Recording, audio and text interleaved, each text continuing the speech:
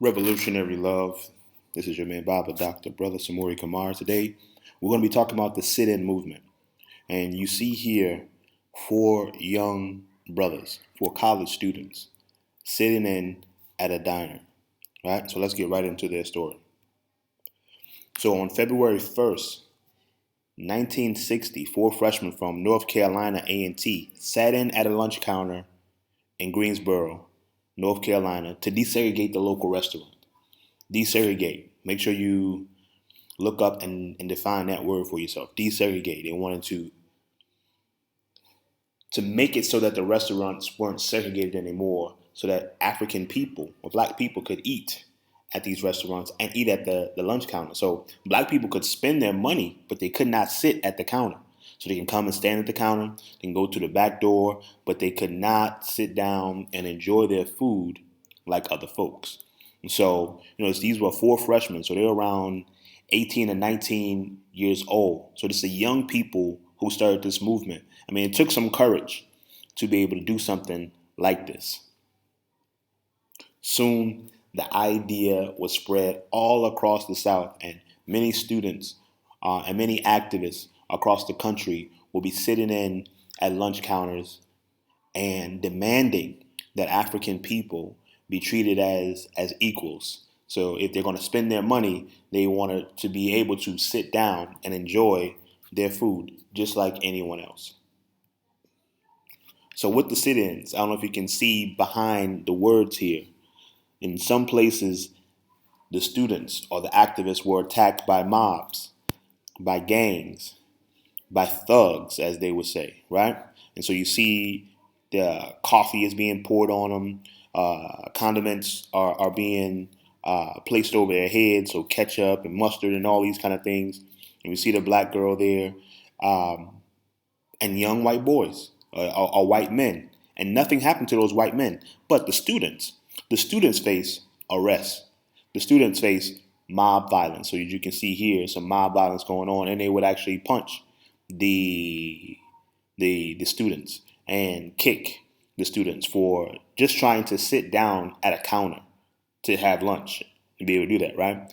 They also, talked about them, hurled insults at them, as I said, also beat them. So now in this picture here, the only people that went to jail were the people who were sitting down because they were breaking the law. In many ways, the things that need to happen in this country will be against the law because the law is against African people, right? So we can't just say, all right, well, that's against the law. Well, I mean, yeah, of course it's against the law because this country is not for African people, right? And so now when they went to jail, they were tortured while in jail sometimes, right? But after this went on for a number of months, many restaurants were compelled to desegregate, right, by May 1960. So when did it start? February, right, 1960. By who?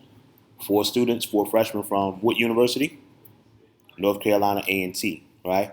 And by May, most of the restaurants had desegregated, of course.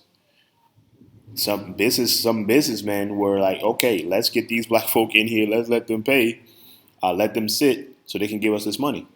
And they're getting again more clientele, as we talked about in civil rights movement as a consumer movement. And guess where that business comes from?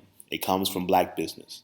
Because when we begin to go to other people's restaurants, a lot of times we stop going to our own. And that's an issue. So we got to think about what did the sit-ins get us?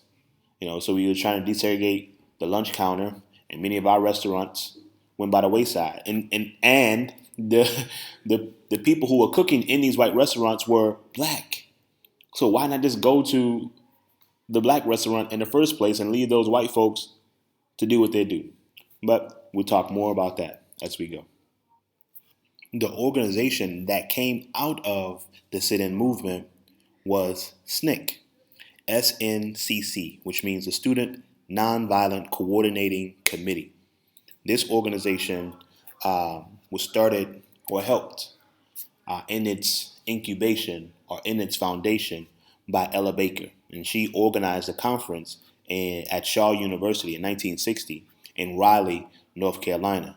Right? She wanted to keep the student movement going because All over the place, the students are galvanizing. The students are coming together to sit in. So she said, look, we have to keep this going. So she decided to have a conference with many students from across the country. So the conference was April 15th through 17th, 1960, and it had delegates from 50 colleges and high schools in 13 states. And so out of this particular conference would come the Student Nonviolent Coordinating Committee, SNCC, which had a very, very big impact on the civil rights movement and black power movement in this country.